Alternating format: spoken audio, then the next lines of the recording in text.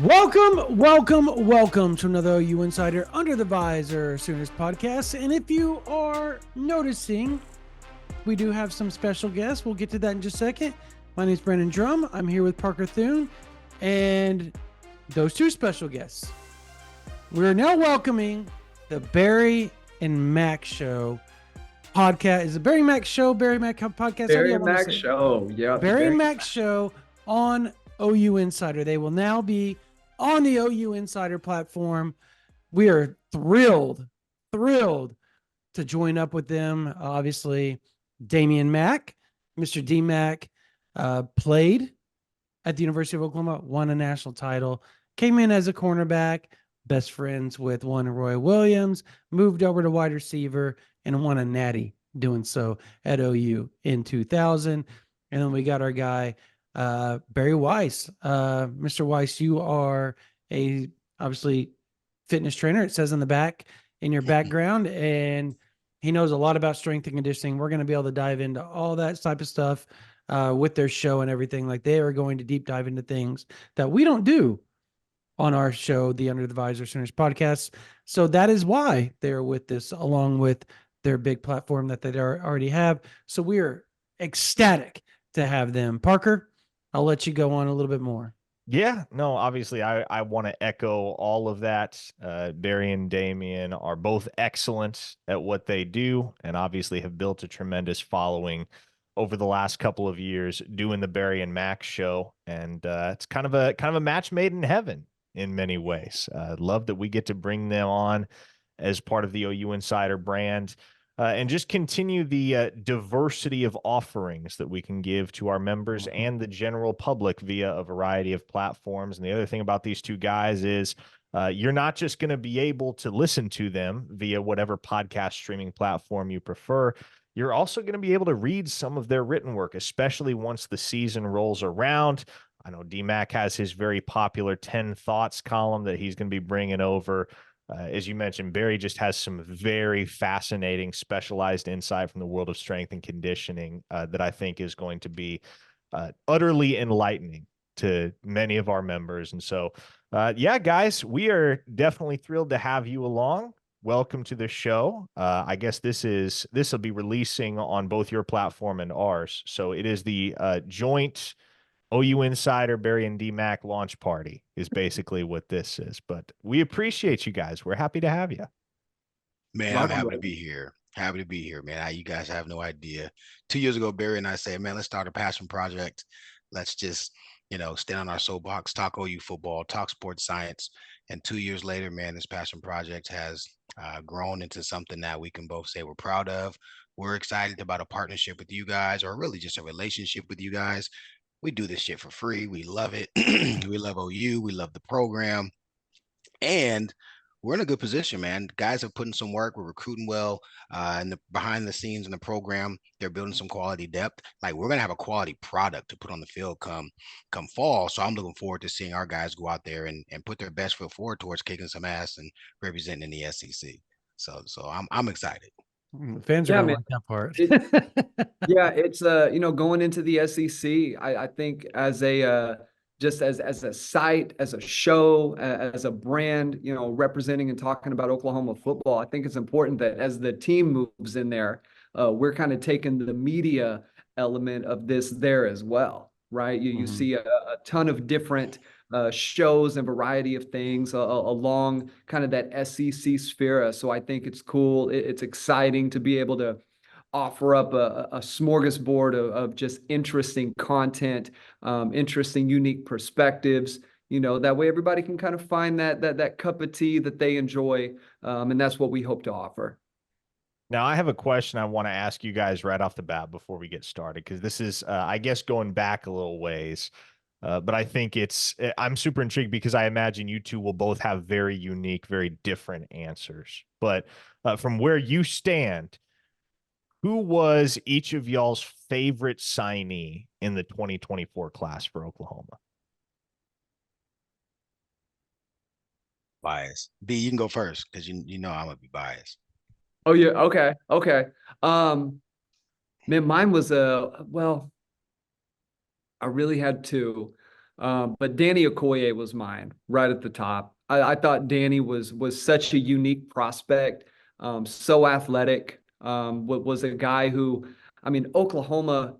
He was local, so it was a little bit easier to kind of cultivate that relationship. But he was a player that historically had left the state, that historically OU would miss on, maybe wouldn't quite pin down the relationship. And there were even signs that maybe going back a few years that might have been the case, right? But Danny ends up signing with Oklahoma.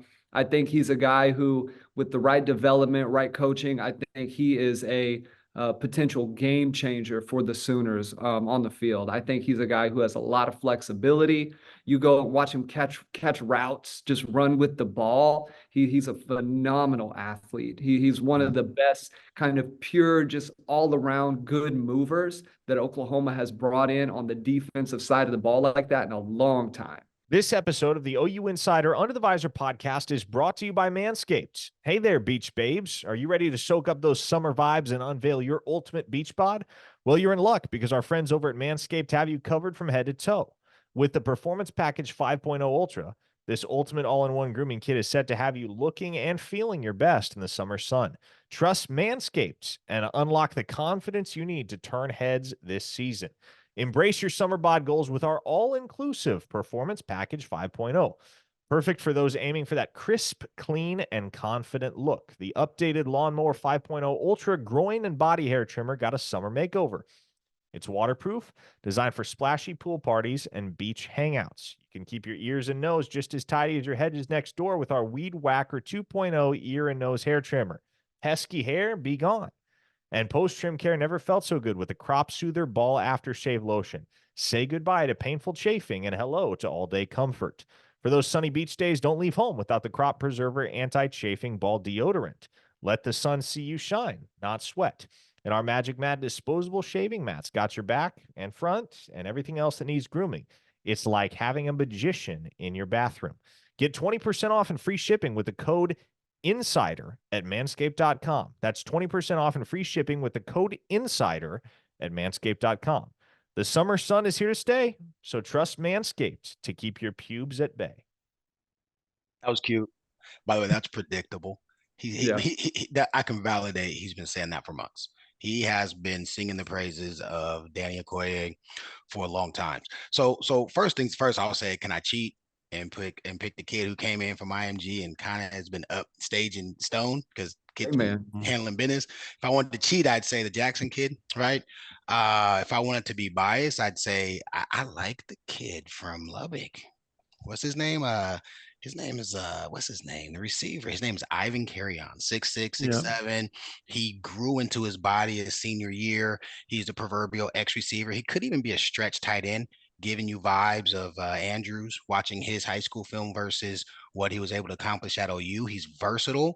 And I think in years past, you guys think about Tech receivers, KU receivers, K-State receivers, even Oklahoma State receivers, right? They've had those mismatched guys where we've got these 5'11 DBs and they've got these 6'3", 6'4", 6'5" receivers who can just out 1v1 us in scenarios. We've addressed that with our current pups, Anderson and Gibson. But I think he creates that quality depth, but I'm not going to pick him either. Sorry. The person I want to pick, and I think has a high ceiling. He came in early. He gives me Roy Lee vibes, right? Word on the street is that during practice, you have to tell him to slow down and not kill people in practice because he's a guy who wants to be physical. And I look forward to his style of play translating over to the SEC, and that's Boganowski. I think the kid is gonna come in. Real deal. Listen, he's the type of guy who can play cheetah. He can play high. He might grow into a Willie. I mean, those are the dudes you need to have in the SEC that can have the versatility and be able to pivot into the box, play in space, trail, carry guys up the seam, and they kick ass. Those are ass kickers. So I'm looking forward to seeing Boggs and what he can do. Of course, I kind of cheated. I gave you guys 3. So 3-1. What can I say? I'll say that. I'll say this. Boganowski's dad is a friend of OU Insider. He is on OU Insider quite often. He is posting on OU Insider. and he watches and listens to every podcast on YouTube. There we So he go. is going to absolutely love this. Salute. Yeah, that the senior is going to be pretty hyped about all this talk right here. Very, very hyped. As far as, let's just talk about the big news. Like, we just kind of buried the lead outside of you guys joining us. There's another big story going on in the essence, the world of University of Oklahoma recruiting, right? Or the transfer portal. And that is Dominic Williams. The addition of Dominic Williams, from your breakdowns, from your film watching, everything that you all have seen of him, I give the viewers just kind of a taste of what you thought of that get, you thought of that pickup. I think generally everybody feels that it's unanimous, even across the board nationally, that was a game changer for Oklahoma. If he can be anything remotely close to what his top end talent will allow him to be, he has completely transformed the defensive line for Oklahoma. But he's got to do that on the field, obviously. And I think Dusty Dvorak, when he joined us the other day, said that very same thing. Like, you want him to be as close to Gerald McCoy as he possibly can be. And if that becomes the case, then yeah, you're cooking with some grease there with him. But what is y'all's overall synopsis of that pickup? B, you wanna go first? Yeah, I got it, man. I think it's huge. In watching some of the film, I didn't realize how much they moved him outside in 2023, where he played inside a lot in 2022. But even with that, I felt like he got much stronger in 2023. There's stuff of him matching up against Kelvin Banks. He did work against Baylor inside and outside. He's also the kind of D tackle that Damian, on our show, we talked a lot about. A lot of fans hated the 30 front, but Damian also made some great like schematic points as to the benefits of it. But you did not have people who could play that scheme. When you bring in a guy like Dominic, you have a player who now is a factor. If you put him outside, he can handle doubles, but he can also win one-on-one. He can bend a little bit. He has some good athleticism to him. I think at Oklahoma, even in a short stint, that's probably going to improve. His first step got a lot better from 22 to 23. He's a guy who's just thick. Like his lower half is built not to move. When he gets better he still at times can end up playing high. There were times where Baylor center had their way with him a little bit. Against Michigan, they had the transfer who I actually knew quite a bit about from Virginia, who ended up going to Michigan playing center. He kind of took him to the woodshed a couple times, but the highlights are there. The big time elite potential is there, and to me, he's a guy who OU misses out on last year, probably miss out on him the year before too. Like, he's a guy who OU now has some cachet when they're going into that room saying, here's who we've got with us, right? This is what you were doing at TCU, but now guys got to handle Stone. They got to handle Jackson, Sanders, Halton, all of these names that you've now developed and brought in. Playing with Oklahoma is actually a selling point. It's not a come here and change the defense, which is what it's been historically the past decade. Yeah, I concur. I think on the recruiting trail, it's huge.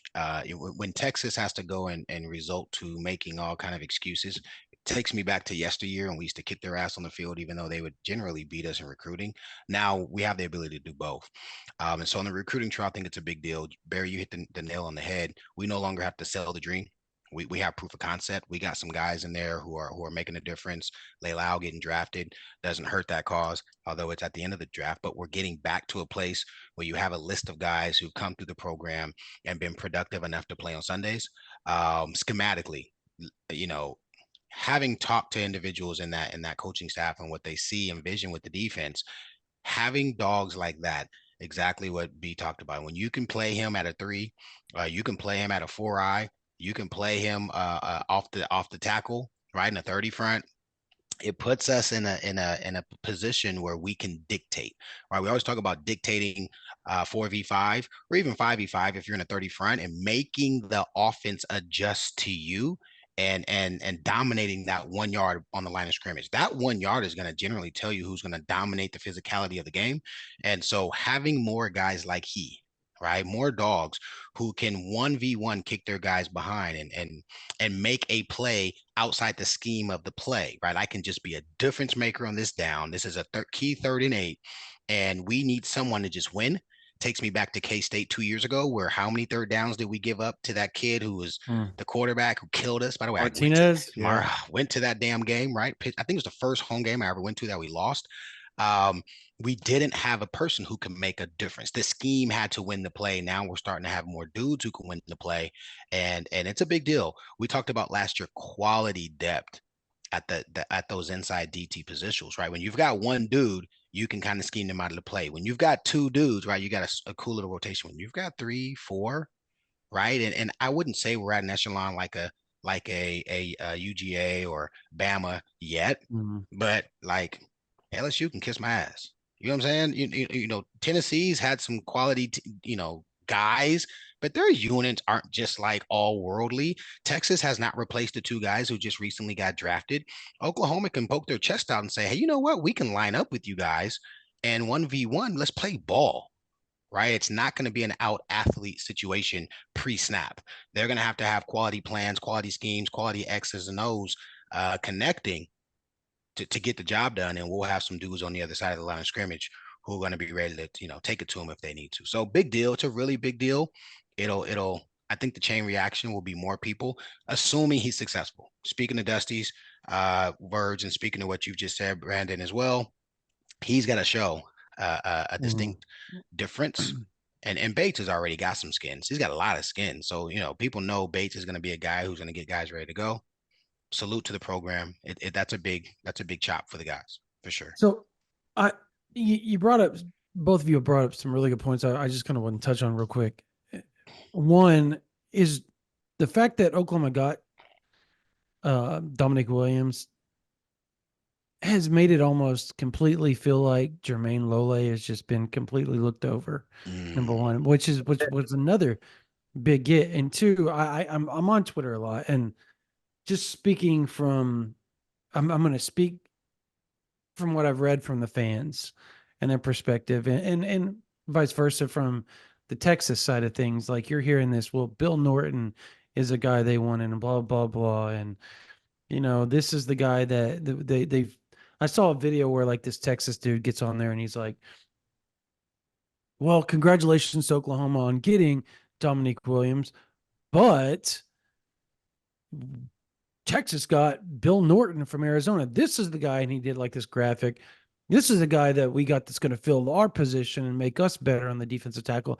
That is going to make up for everybody that we lost and blah, blah, blah. And I go and I look at Bill Norton's stats. How many sacks do you think he's had in 5 years?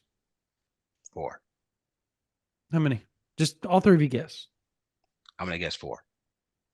All 3 years. I'll say 5. I'll say no, 5. in 5 years. How many has he had in 5 years? Oh, in 5 years? He came in 2019. Oh, 4. I'm still sticking with 4. Yeah, I'll still stick with 5 sacks. Parker? Okay, give me 6. This is the prices, right? 0. 0 sacks. I won. Okay, well, I'll say this though. To be fair, and I think we kind of talked about this when we had Dusty on last week. Sacks is probably not. I get that, but 0. Yeah, he's a defensive tackle. Sacks probably isn't the greatest metric. Would you expect that he would have gotten a sack or 2? Sure, but by no means do I think that's indicative of what type of player he is. How many? Just out of curiosity, how many does Dominic Williams have? 4.5 in 2 years. Yeah, Okay. he had a handful. Yeah, and Jermaine Lole has gotten 3. Yeah, Jermaine Lole had 6.5 in 2019 alone when he was playing defensive end at Arizona State. He's got 13 in 5 years. Well, Like, again, so there's a defensive end. He was playing defensive. I get it. He played defensive end for 2 years. I get that. But he still had sacks in the other years that he played D tackle. So do you see where I'm coming from? Like, there's a lot of, how do I want to put this? And there's a lot of people trying to swing this in like the Dominic Williams wasn't a big get across the SEC. But if you talk to actual people that don't have a bias towards a fan base, or at least aren't going to show it, they're showing how big of a get that was when the first thing that Joel Klatt came out of his mouth on the rankings, if Oklahoma, with what they've done in the transfer portal and recruiting, if they didn't have the toughest schedule in college football, he goes, I would have them in the top 10 right now. And But it's a it's a ringer, really tough dude. schedule. Now, if Dominic Williams doesn't have a single sack in 2024, I think that's fine, because end of the day, you didn't bring in that guy to get after the quarterback. You brought in that guy to plug holes and win the battle at the line of scrimmage. Still got to make a sack, man. You got to get at least one. Here's the thing. At least one. Like that to me, and that, to quote Dusty once again, the SEC is a line of scrimmage league. You got to win the battle at the line of scrimmage. True. And a guy like Dominic Williams is going to help you do that. Here's what's impressive to me, though. And here's what I think we collectively as a beat and, the fan base as well probably haven't ruminated on enough. When was the last time Oklahoma had a top 10 player in the nation at their position at all three levels of the defense? Because Dominic Williams is one. Danny Stutzman is probably a top 5, maybe top 3 player. He was All-American last year. Absolutely. Yeah. All-American last year. And then Billy Bowman. Billy Bowman at safety. Absolutely top 10 in the country at his position. Billy Bowman's the one that gets overlooked by everybody, though. When you go and you look at the preseason lists, and even like everybody that's like talking about, oh, here's a post-spring preseason All-Americans, who we think is going to, for some odd reason, he still doesn't get his credit, which I think is wild. And you remember, Brandon, when we did that podcast with Dusty on Friday, and I keep referencing him because he's obviously like a well-respected national voice whose For sure. opinion and evaluation means something. But I asked him how many elite football players Oklahoma had on the defensive side of the ball. He brought up Dominic Williams and Danny Stutzman and Billy Bowman. You remember who the fourth guy he brought up was? Billy Bowman. Well, Bowman, who's fourth? Stutzman, Dominic Williams. I mean, Peyton Bowen, excuse me. Peyton Bowen. Yeah. That's what I meant easy. to say. Sorry. Best Peyton tackler Bowen. on the team a year ago. Best open field tackler on the team. Wraps up, drives through guys, keeps balance, puts his head on the right side. I thought by far, and I saw him back there returning punts in the spring game. Mhm. Peyton Bowen, I will just, and I've put this out on Twitter, but y'all can bookmark it. He's going to break a handful of SEC records in the punt return game. He is one of the most naturally gifted movers in space when it comes to that I have ever said. Like, I know this will harken back to some of the fans of my generation, but very Antonio Perkins-like in terms of it. Returning punts is not a speed game. It's a space analysis game. It's a little bit of fearlessness, right? Damian can attest to this. I know you probably returned punts a handful of times. You got to not only be fearless to catch that ball, know that a hit's coming. And back then, I know they had the halo rule. Now it's a little looser sometimes, but he is one of the best movers in those closed space areas that Oklahoma has brought in. And I'd say probably the better part of at least a decade. I mean, I think if he's back there as that guy, Oklahoma's got a serious shot to make that an impact. You talking about Peyton or you talking about Billy? Talking about Peyton. Bowen. Peyton. I'm watching. I was a big time punt return guy. I returned punts at OU. I almost lost the game against K-State in 2000. But Mike Thompson got bumped into me. So he hit me and the ball hit him. I went and got it. I ain't no punt. I had to go get the ball. Yeah, we wasn't gonna lose that game in Manhattan. That was a nail biter. I want to see how he handles the pressure, because the other part of punt returning is the pressure, and it's a big deal. Change of possession, the ball, it's not, the nose is generally going away from you. Catching that ball in traffic, catching that ball in weather, catching that ball second half of games. We saw the kid who just, how about I play with his dad and he transferred to Okie State. Wish him the best. I salute. But Gavin, we saw him, the pressure get to him. Even this last season as a 2-year return guy, right? He lost a lot of confidence. So it'll be interesting to see how Peyton addresses it. Kid's a natural freak. He really is. He pops off the screen immediately when you see him play on defense and in any aspect of the game.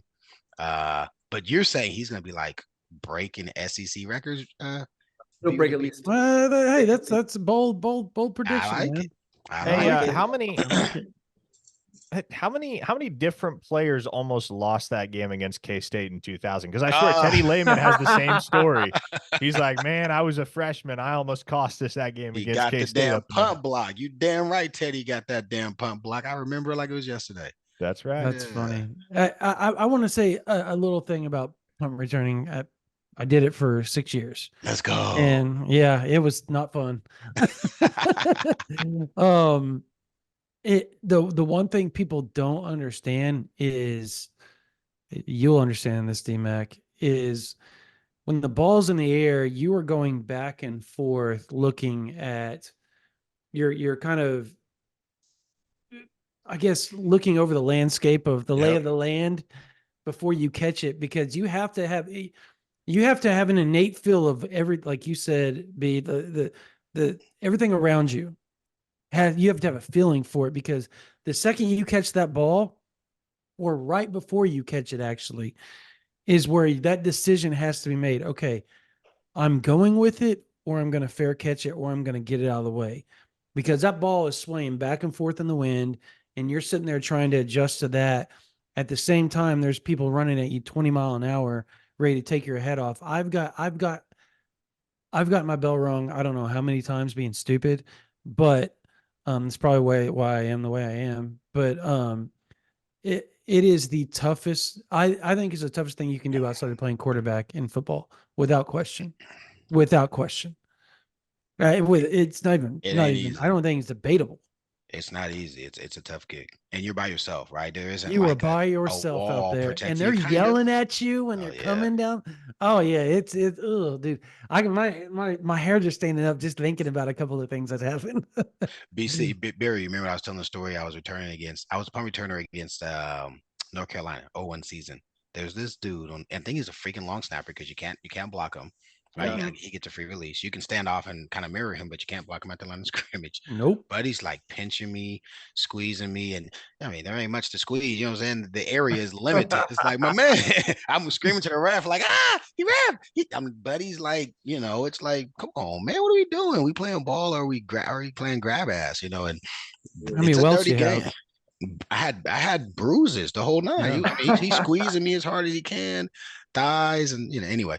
So punt return is legit. Now I will say this: I got two more horn. I held the California record for years. I took 6 back 1 year, 5 back 1 year. It was one of the reasons I was heavily recruited as a special team ace. Some kid from Matter Day broke it in like. Shocker. Yeah, I know, right? But anyway, yeah, man. Punt returns a grown man. That's grown man business. If you're not grown man, you see a lot of people can return kicks. It takes a certain type of individual to return. Takes stupidity. Just Straight up of stupidity, right? Yeah, you have to be stupid. Yes, straight up stupid. So let's talk about the spring. We haven't got to talk to you guys, and for those that may not have listened to your podcast, they're getting first glimpse of you guys talking with us. What was your biggest takeaway from this spring? Yeah, I'll go first since you went first last time. Yeah, my biggest concern going into spring and then really just kind of keeping my ear to the ground with spring practices with the offensive line. And I got to say, I was in town for the game. I had an opportunity to check in with some of my guys, who've been around the program, some of the guys coaching in the program. And I got to say that I was pleasantly surprised to see some cohesion and really kind of some attitude. I thought the offensive line was going to get beat pretty bad. And they held it together. And word on the street is they've got 5 or 6 they can depend on. Obviously, still looking at quality depth and who we might be able to develop once the kids come in August or summer, and then obviously the second portal season. But that's listen. We talk about this a ton. Wide receiver room is good enough. Guys like Gavin Freeman want to leave, and Gavin Freeman is not a scrub. He can play ball. So you got guys like Gavin looking for greener pastures. Check. Running back room, the talent is there. We'll see how that shakes out. Quarterbacks, right? I talked to Seth. Seth's like, hey, Mackey, Hawkins is going to be a guy. Like I think you've heard lots of rumors that, oh, he might be a guy who sits on the bench and transfers out. That rumor has changed. Kid's gonna get. I mean, he's in front of a program changing quarterback. We hope if Jackson can be who we think he is, he can lead us to the playoffs. But Hawkins is a kid who put his stamp on spring, and then defense. Parker already said it. We got depth at every level. Backers ridiculous. Safeties ridiculous. Cornerbacks look like avatars. Who remembers when all of our corners were 5'8", 5'9", 5'10" dudes who ran a 4.5, 840? By the way, not hating on them at all. But we got 6'2" avatars with dreadlocks coming out the back and the whole nine. You know what I'm saying? Look like Predator. That's what you want. So that offensive line, if they hold it together and can play with some attitude, they're going to need to in the SEC. That period. Texas Tech and the KUs of the world, those guys, it's a different echelon. And so I think the biggest thing for me was seeing that box get one small check. I don't think we can say, we can rest our hats on the O-line yet, but we definitely know they're not the leak that we thought was weak as we potentially anticipated. Yeah, I thought it was a game or at least a season of practice where as it culminated in the game, very rarely do you come out of the spring scrimmage saying that one side of the ball played really well, the other side of the ball maybe not. So this was one scrimmage where it felt like both sides of the ball kind of took turns. Offense, defense, they both kind of seemed to play well in spurts. Offense controlled the game early, defense controlled the game late. The wide receiver depth, it is fascinating how quickly just adding one more elite guy, because we saw last year when Anthony went down, it changed things quite a bit. Anthony gave Dylan that security blanket, right? That guy who can get to the sticks, run a comeback, catch the ball, get out of bounds. Like a guy who was basically a first down maker, but could also stretch the field, and you had confidence in him. When Dylan lost that, I think you saw a little bit of him kind of struggling to get into a rhythm. But now you bring back an Anthony, right? Healthy. The way they do those surgeries now, man, you're coming back. You're pretty much ready to go. Like you're going to lose a little bit, but you'll get that back. Now you got Burke. I mean, and also coupled with that, Damian's been high on Anderson for, going on 2 years. If Anderson can stay healthy, and then you've got Burks and Anthony, I mean, that is a trio of receivers that Gibson. Don't forget Gibson. Don't forget Gibson. On top of that, show me a receiving core in the SEC that at the very least that core isn't as good as. And then you touched on the defensive side of the ball.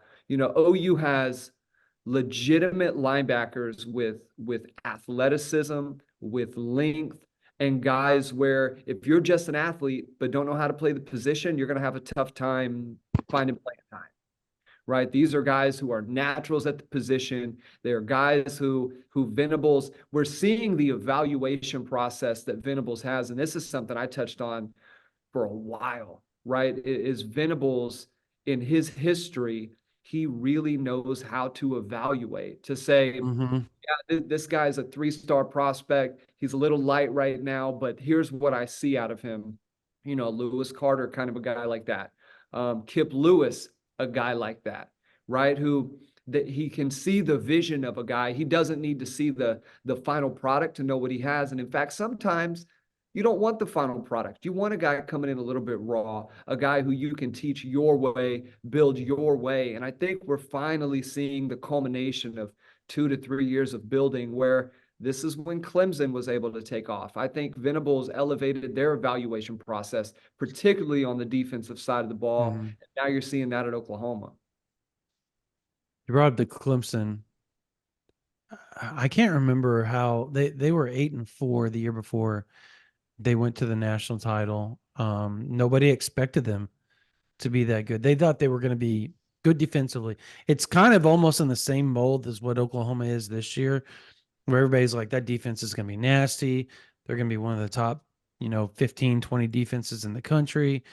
That's almost a guarantee with what they've got going in and what they've brought in on top of that, right? And everything they have returning.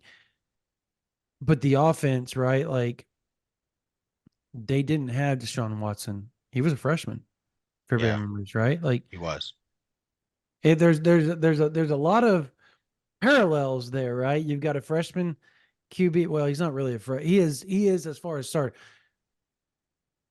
Jackson obviously gave up his red shirt last year against BYU, but the grand scheme of things, as far as experience go, he's still viewed as the newcomer, the freshman, all of that. So I guess you brought that parallel up, and there's some really good ones because they had an insane wide receiver core that year.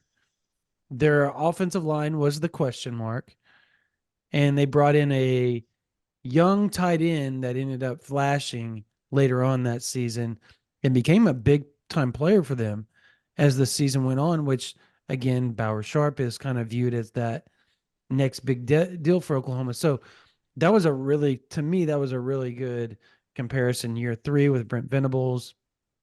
They're finally turning things around, but this time he's the head coach, and it's not just the defense, it's across the board that they could really surprise some people. Now, I think the one difference, that schedule, we keep going back to that schedule. Well, I was gonna say the conference is a little different. His conference is a little different. Definitely. It's not the A little bit. This is like what Duke and North Carolina. Yeah.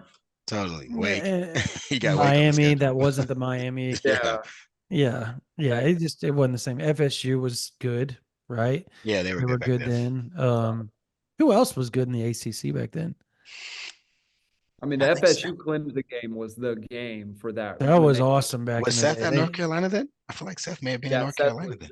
Seth was there. In that okay. era? And that was when they had what's his name at quarterback? He had a the kid who went number to one Chicago Bears kid. Trubisky. Yeah, Mike Trubisky. Yes. Yeah. Right. I forget who the quarterback was before Trubisky, but they had a quarterback that immediately preceded him that was pretty salty too. Cannot recall offhand what his name was. Yeah, it's almost like Seth Luttrell was a pretty good offensive coordinator back You know then. what I'm saying? People try to act, people sleep on that. Yeah. So we've talked about the spring. I guess what do you think the big accomplishments need to be this offseason for Oklahoma? I think, Barry, this is where you come in and talk about your strength and conditioning side of things. Yeah, man. I mean, I think the offensive line has to continue to develop. You know, anytime you bring in guys from another program, you know, me and Damian, if you guys want to go back and kind of the show history, we talked a lot about, you know, this early on in the show about the way Coach Schmidt kind of evaluates things, the way you want a high-level strength and conditioning program evaluated, and the way you do that is experience matters so much, right? And you want to basically be able to have these KPIs that first round offensive tackle in 2016, this is what he was hitting. He's same height, same weight. You need to be doing this too, or be in that same ballpark. So the first part is just getting guys up to snuff. Like Dominic Williams is going to come in, and he's probably going to feel for the most part ready to go. But they're wanting to get him to OU's level of expectations. And sometimes that's different. So obviously the summer is a time where you're spending time now trying to be ready to hit peak performance come August. Right. So you're going to get time with your guys. The ones are going to get time with the ones. You're going to be competing against the best guys. You're trying to get faster. You're trying to get more explosive. The winter and spring, that's just prep to get you ready for the summer, right? When you're kind of mapping this out over a year cycle, you're trying to have the season be the time when you are the most ready. You are the best you will be. And then now let's let, things play out. On the defensive side of the ball, curious to see where guys sit weight-wise, right? I know we've heard Stone over 300, Jackson over 300. Where do those guys get by the end of summer? What are they playing at in season? I think that'll be kind of an interesting footnote to watch. Kip Lewis, to me, and we talked about this in one of the shows, he's a guy who still needs to get a little bit thicker if he's going to, especially in the SEC, be able to handle some of those guards. When a center climbs up, being able to handle guys who he's in a phone booth with, he's not going to have space to be more athletic than. And he showed glimpses, right? But, OSU, he struggled. Times against BYU, he played well. Other times he got caught a little bit. So he's a guy who you look to continue to get that size up, put weight on the right way. And I think Venables has made it known. He doesn't look at these guys, as finished products, within a given year. He's always looking to what are you going to be by the time you are a senior and fourth or fifth year, however that goes. What are you going to look like then? And he has guys on a trajectory. He's doing things the right way. I think there's a lot to be excited about, but man, summer is when your fast guys get time to be fast.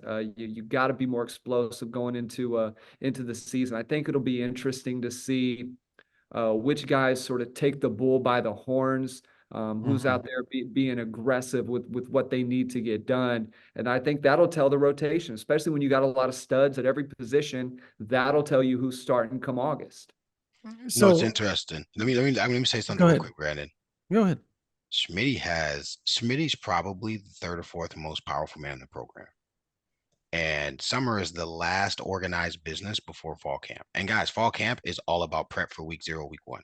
Like there's no games, right? They're not, if you're not prepared when fall camp starts, like you're kind of like out of the situation. You're not even in the conversation. They're wanting the guys who are ready to go. And the last filter is summer.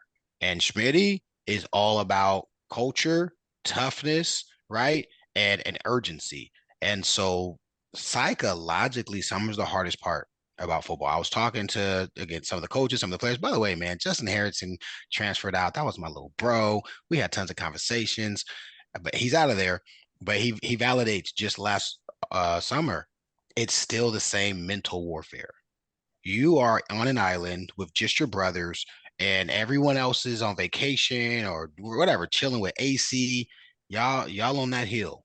Y'all running those ramps. Y'all running those hundreds, those 200s, those 400s. You guys are in the weight room and you're putting on, winter is more, you don't lift as heavy in winter, and maybe Barry could break that down. But if all like summer, it was like, why am I lifting 455? You know what I'm saying? Like, this is crazy. I'm a receiver. But that's when you stress your body the first 6 weeks of summer before you start to taper off going into fall camp.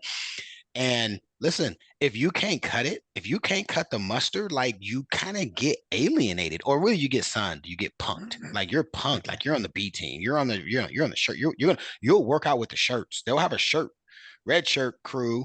They'll have a skilled guys, big guys, and then kind of like based on the summer school guys who've had class in the morning, and then they got the shirts, and the shirts are in the afternoon. If you can't cut the mustard, you're with the shirts, and if you're with the shirts, you're gonna get a text from BV, you're gonna get a text from your position coach, right there. I'm like, what the H? Like, what's going on? So summertime is when you've got a good team. That 2000 summer. Me and Trent Smith, and I've said this on the pod, Trent and I are walking to the dang indoor, the old indoor, and we're literally looking at each other and say, dude, if we don't win a natty, this wasn't worth it. Guys, context. They hadn't been to a bowl game in 4 years. You know what I'm saying? Like, we had just gone to the Independence Bowl, and we're looking at each other like, if we don't win a natty, this wasn't worth it. But that was the level of the standard. That was the expectation. And that was the work we put in. We deserved to win a natty. When we won the natty, we were the only undefeated team in America. There was no question. All the other teams caught an L. We had the toughest conference in America, and we deserved it. And so when I look at this summer, and you guys are talking about parallels and Clemson and year 3 and all these different things that kind of create juju around, kind of predictive success. Those guys will know if we're a 9-3-ish type team or an 11-1 playoff potential, conference championship potential type team. Will know based upon how these guys perform during summer. So I look forward to Schmitty kicking their tail. And then I look forward to the results of that being W's in September leading through the season. Let me follow up on that, D-Mac, and ask, how much do you think, kind of to the point you just made, how much is on Jackson Arnold's shoulders? Not just from obviously, like, he's got to play well in order for Oklahoma to win football games. We know that much. But from a leadership standpoint, stepping into the shoes that Dylan Gabriel vacated as the starting quarterback, how much is truly on his shoulders to be the voice that is most respected amongst the offense. I have a biased opinion because my quarterback was Josh Heupel, and he was the unquestioned leader of the offense. Torrance Marshall was the unquestioned leader of the defense. And then J-Dub, my second season, when J-Dub kind of took the reins, J-Dub edified Hype and everything he did and duplicated what Hype did and added his own talent, which was obviously he had a much higher ceiling. So to answer your question, Park, I think it's like that intangible has a huge tangible impact if you're, you know what I mean? Like it doesn't, you can't quantify it, but gosh dang it, when you have it, it's worth a win. I'm not going to use that example because he transferred out, but I think it's 2 games. And, we heard some whispers that, ball control or his accuracy and stuff like that with Jackson was kind of the first half of spring. I was hearing he was throwing high or whatever. That's not the bigger issue. The bigger issue is, can you rally the troops? Can the guys depend on you when it matters? Are you going to be held accountable? If somebody says, our teams, Hype, that was, that sucked. What's up, Hype? You telling me I got a Hype? What's up, man? What happened? Like, Hype, oh, my bad, D-Mac, I got you on the next one. And then on the next one, he got you. Okay, cool. Right? Leadership versus I talk a bunch of trash, but when I make a mistake, I'm either quiet or I deflect. And so those kind of psychological interactions and communications are, especially today, everybody's sensitive, social media, right? People, we get to put our takes. Everybody has a take. You're going to be tagged, blah, blah, blah. So how do you address that? Parker, I think it's huge. I think that's a huge intangible that has a tangible impact. So first off, Heupel's got a nephew that lives up in the Edmond area that we scrimmaged last night in our 7-on-7 stuff. He's pretty good.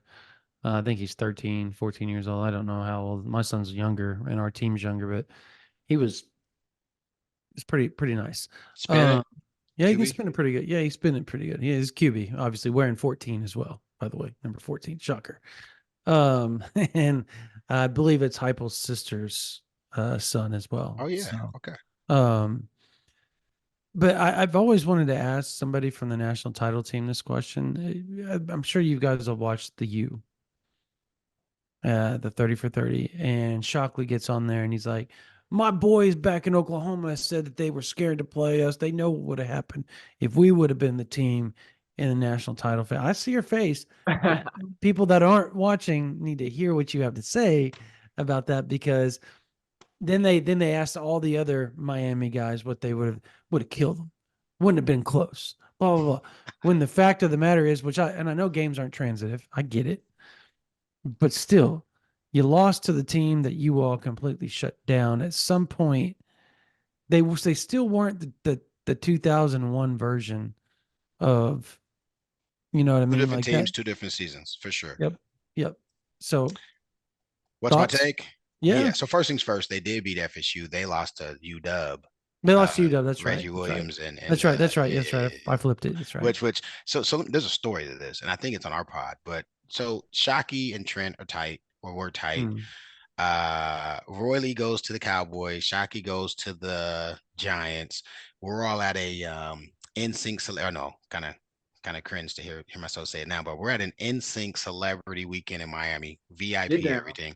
It's legit. By the way, it was legit. It's gonna be me. Whatever the case may be, it was legit. I'm just letting y'all know it was legit. But Shockey's there.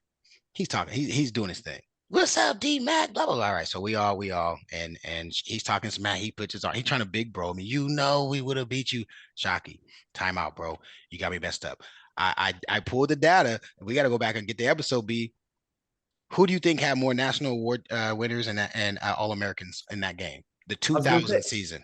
You got to touch on this, man. I was going to say that team gets viewed as like the lesser than the rum-dums who made it. Run down the list, because we do it on one of our earlier episodes of just the amount of talent and award winners who were guys behind guys. Two Thorpes. We got 2 Thorpes. We got 2 Thorpes. We got 2 Buckuses on that defense. We have an All-American at safety. We have an All-American. We have 2 All-Americans at safety. We have an All-American at corner. We have the Davey O'Brien winner at quarterback. I mean, like it's got people, 2 Nagurskis too. People act like that because the 2001 Miami team was so polarizing. But here's the thing: styles make fights. That 2001 Miami offense did not want to see the 2001 OU defense. Now, our offense would have struggled if J-Dub's hurt. J-Dub gets hurt, and when Nate has to come in, it's apples and doorknobs, right? Nate, the offense is not dynamic when Nate's in. No shot. And by the way, Nate's my dog. I'm about to go have lunch with him in Atlanta. But our defense would not have been ramrod shot like Nebraska got. And with 59 to 60, something ridiculous. That 2001 defense is better than the 2000 defense. And again, all the first round draft pick, national award winners on that 2001 team. So I told Shockey, with all due respect, Shock, number one, win the games, bro. If you win the games, you get the opportunity. You didn't get to win the game, sit your ass in the back. That was number one. Number two is, if we're going to talk hypotheticals, who had the better team in 2001 on against you? Shockey, you would have been locked down. You would have had to hope your defense could shut us down and score the ball, because our defense, go look at the numbers, wasn't nothing to play with. By the way, Dusty was a little something about that. Tommy was a little something about that. Roy Lee, we got Roy Lee, Teddy, and Rocky at the backer position. Roy was really a nickel backer, right? We played nickel 99% of the time. He was our spinner. And you got Antonio Perkins. You got, listen, straight Mike T, Perk, Book. Fun times. They got theirs, we got ours. You know what I'm saying? The way I see it is, you got to win it on the field, man. This ain't, we're not playing gestures or something like that, where we over here making subjective opinions. Y'all lost. And if y'all would have won, y'all would have had to see us and would have whooped that ass too. That's what it is. There you go. Love it. I love it. I've always wanted to ask that question. And it's funny you said Shockey's ass, because we literally were on a freaking boat, and he's drunk, and we're probably all a little tipsy or whatever. And I'm like, bro, you get yours, we got ours, and we would have whooped your ass in 2000. Just so you know. I think that's a good place to end it, because it's that you can't top that story. That was a great story. So everybody, look, Barry and Mack is on OU Insider now. Obviously, you can go over, listen to their podcast, subscribe to any one of their podcasts that they're on. You subscribe right here to OU Insider, and every time they post a pod, it's right here on video for you all to see. So make sure you hit that notification. Make sure you hit that bell, because Barry and Mack and OU Insider are together, and it's going to be awesome. A lot of great content coming y'all's way. A lot of great content on OU Insider. When the season starts, Barry and Mack get started up, and they start flowing in the breakdowns. Come August, when fall camp kicks off, 10 things. Barry and Mack, Barry's going to break down all the stuff that he's hearing behind the scenes, why this is working, schematics, all that. D-Mac's going to have his 10 things, and they're going to bring a lot of other stuff to the table on OU Insider. So you want to go over there, you want to subscribe, you want to be a part of that community, because it's going to be fun for everybody that's involved and that's on there. And they'll obviously be posting with you guys. They're part of the community. It's going to be a blast for everybody. So OUinsider.com, the VIP version, Lindsay Street, they're going to be on there all the time, posting, talking with you guys, communicating. Going to be a blast. All right. That's going to do it for this version of the OU Insider under the Visor Sooner podcast with the Barry and Mack show. My name is Brandon Drum. That's Parker Thune. That's Damian Mackey, the national champ. And that's Barry Weiss. Thank you guys so much. We'll see you on the next episode.